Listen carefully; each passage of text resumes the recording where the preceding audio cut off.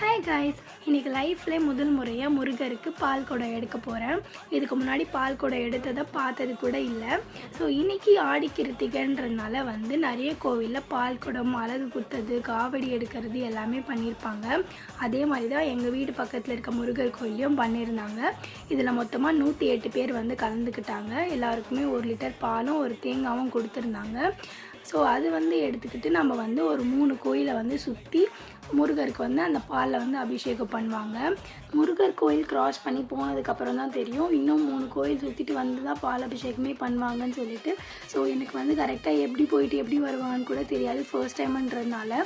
உங்களுக்கு முருகரை பிடிக்கும்னா முருகருக்கு அரோகரான்னு சொல்லிட்டு மறக்காமல் கமெண்ட் செக்ஷனில் சொல்லுங்கள். ஸோ உங்களுக்கு முருகர் நம்பிக்கை இருக்குன்னா அவர் உங்களுக்கு செஞ்ச ஒரு அற்புதமான விஷயத்த மறக்காமல் கமெண்ட் செக்ஷனில் சொல்லுங்கள், நானும் தெரிஞ்சுக்கிறேன். இந்த வீடியோ பிடிச்சிருந்துச்சுன்னா மறக்காமல் லைக் பண்ணிக்கோங்க. பார்ட் 2 வீடியோவில் பார்க்கலாம். பாய் பாய்.